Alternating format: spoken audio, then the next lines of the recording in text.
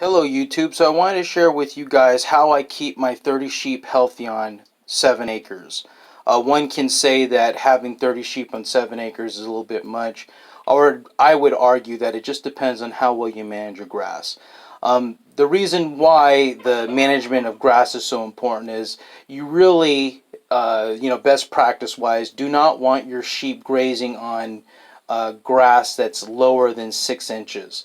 And the reason why is because as the cycle in the day happens, obviously the cooler it gets, your parasites start coming up from the ground, up on the blade of grass, your barber pole worm and your other parasites, and they climb up on the grass, the blades of grass. And as your sheep consume the grass, obviously the shorter your grass, the more parasites they're going to consume. And so this is a reason why you always want to have robust forage and your robust grass to keep your sheep healthy. What I do on my farm is I do 4 or 5 different things to keep them healthy. Obviously, I supplement my sheep's food consumption with feed and do other things to keep them healthy, and this is what I do. Obviously here in Florida, we have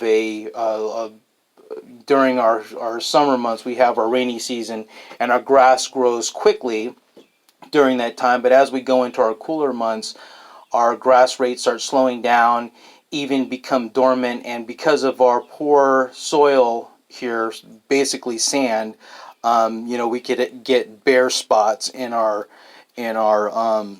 pastures. So this is what I do to supplement their food.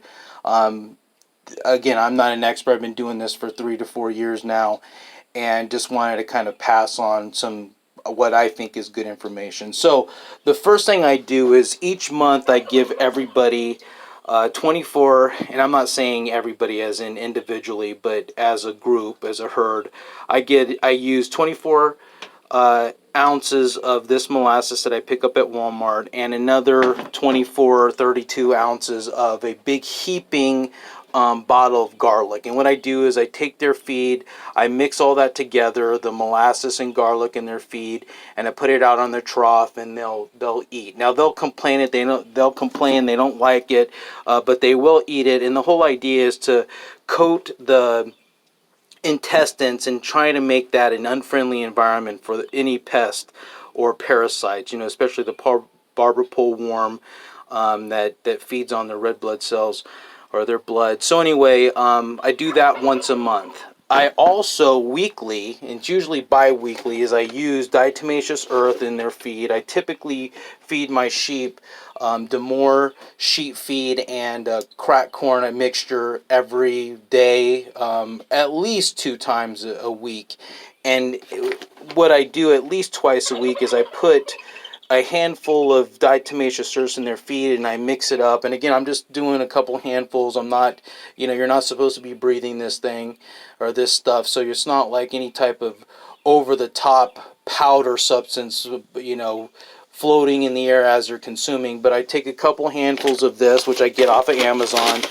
This is the white powder. It's the Tractor Supply has a red powder base. It's like an iron base, but I like to use this. I'm not sure if there's a big difference. Food grade diatomaceous earth white powder.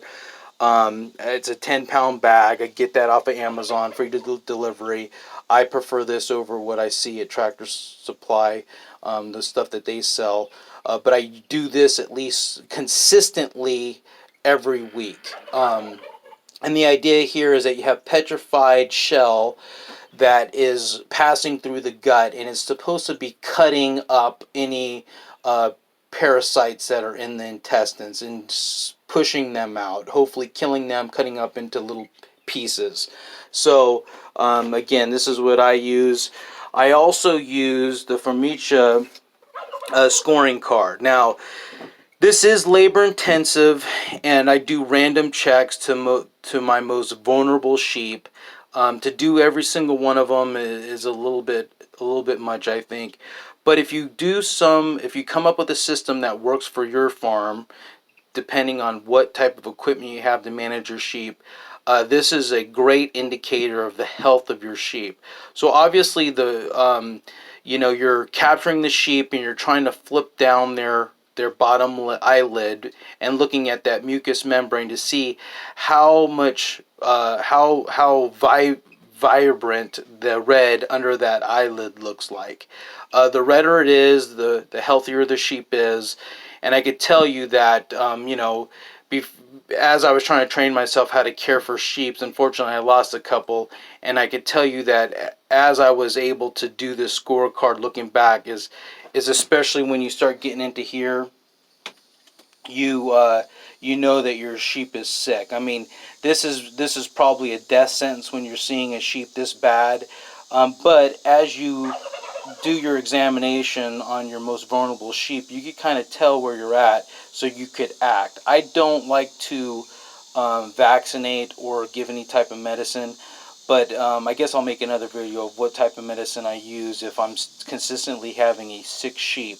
But anyway, this is a really good indication of how healthy your herd is.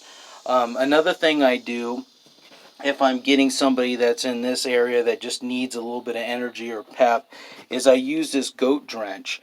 The idea is to get 2 mLs of this, for every 50 pounds, and give them an energy boost. This is like a molasses, minerals, and vitamin boosts or supplements, kind of like adrenaline for sheep.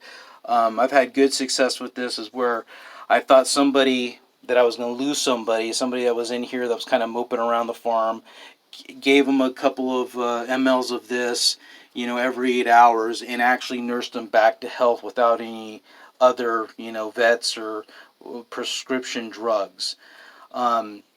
This is also really good for lambing season. So once you start getting lambs on the ground, to give them 2 pumps of this as soon as they're born.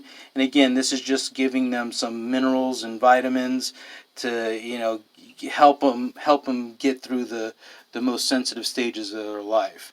So this is what I do once a month. 24 ounces of molasses and a huge heaping jar of garlic that I buy at Walmart, mix it up in their feed.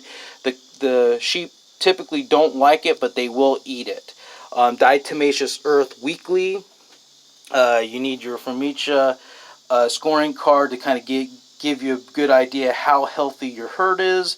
And then if you're in an emergency, you need to give somebody some a boost of adrenaline or some energy, is this goat drench. Now, why am I not getting the sheep drench? I'm not really sure. An old timer rancher that didn't vaccinate their sheep told me to use this.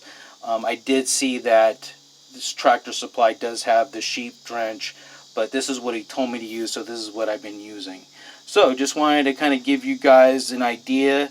One thing I didn't talk about is, I also supplement their feed with hay. I try not to buy too much hay, but during our slow growing months here in Florida, I give them hay.